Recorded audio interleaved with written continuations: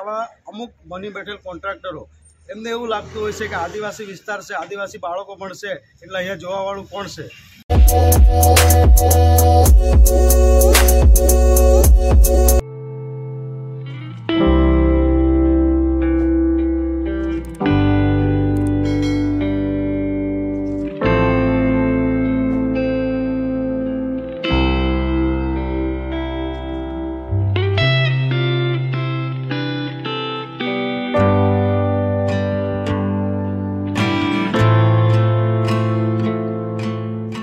જોહર આજરોજ ધરમપુર તાલુકાના સિસુમાળ ગામ મૂળ ગામમાં આવેલ પ્રાથમિક શાળાનું જે કામ ચાલી રહ્યું હતું, સ્થાનિક આગેવાનોએ જે ફરિયાદ કરી છે કે સ્કૂલનું કામ કોન્ટ્રાક્ટર દ્વારા ભ્રષ્ટાચાર આચરવામાં આવ્યો છે અને એમના ફોટા અને વિડીયો પણ એમણે અમને બતાવ્યા છે અને જે સમગ્ર વિગત ટીડીઓ શ્રી અને શિક્ષણ અધિકારીને આજે અમે આપી છે. સાથે કલેક્ટરશ્રીને પણ રજૂઆત કરી છે અને ડીડીઓ સાહેબને પણ રજૂઆત કરી છે. પરંતુ મને એવું લાગે છે કે આવા અમુક બની બેઠેલ કોન્ટ્રાક્ટરો એમને એવું લાગતું હોય છે કે આદિવાસી વિસ્તાર છે, આદિવાસી બાળકો પણ છે, એટલે અહીંયા જોવાવાળું કોણ છે.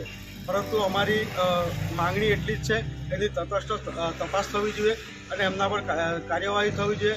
અને જો કાર્યવાહી ન થઈ તો આગામી દિવસોમાં તમામ લોકોને સાથે રાખીને ગામ લોકો સાથે મિટિંગ કરીને આંદોલન કરવામાં આવશે. એની વહીવટીતંત્રનું ખાસ કરીને કેટલા ઓરડા બનાવવામાં આવી રહ્યા હતા અને કેવા પ્રકારનું બાંધકામ જોવા મળી રહ્યું છે જે ફોટામાં દેખાઈ આવે છે.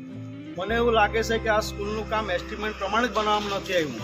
એમને ટેન્ડરો એકદમ નીચા ભાવમાં ભરી દે છે કોન્ટ્રાક્ટરો અને ત્યારબાદ બોગસ કામ કરીને નીકળી જવાની પેરવીમાં હોય છે. અને પણ આ જાગૃત નાગરિકો દ્વારા ક્યાંક ને ક્યાંક ગામના જ બધા બાળકો ભણતા હોય છે, એના અનુસંધાને તપાસ કરતા આ સમગ્ર મામલો પ્રકાશમાં આવ્યો છે. ખાસ કરીને સ્કૂલ જેવી જે ઓરડાની બાબત છે, જ્યાં બાળકો નવું બને તે બાદ અભ્યાસ કરવાના હોય ત્યારે જો આવી ઘટના બનતી હોય તો શું કહેશો, શું કહેવું જોઈએ?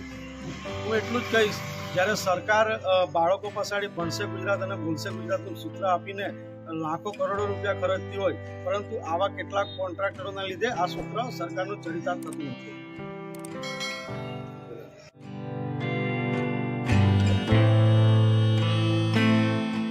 મારું નામ નરેશભાઈ રામાભાઈ પાડવી છે.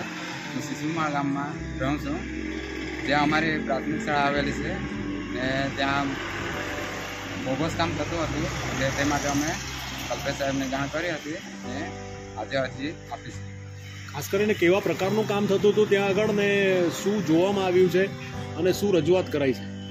ત્યાં એટલું બોગસ કામ થયું કે જે સ્લેબ ભરવામાં આવ્યા તે પણ જેના સળિયા બહાર દેખાતા હતા, કપચી બધી બહાર દેખાતી હતી ને પાણી ઉપર સ્લેબ ઉપર એ કરીને જોયું તો પાણી પણ લીકેજ હતું. રેતીને એવું બધું મટીરિયલ ખરાબ વાપરેલું. શું માંગ કરવામાં આવી છે? તમારી શું માંગ છે? અમારી માંગ એ જ છે કે એ સ્લેબ તોડીને નવેસરથી સારું મકાન બને. કોન્ટ્રાક્ટર જે છે શું વાત કરતા હતા, શું જણાવ્યું? તમે રજૂઆત કરી છે કોન્ટ્રાક્ટરને? એ કોન્ટ્રાક્ટરને અમારા જે ગામના જે વડીલો છે એ લોકોએ જાણ કરી તો એ લોકોએ કીધું કે એટલે એ લોકો સાથે બરાબર વાત ન કરી ને ઉપરથી એ લોકો ધમકાવે છે.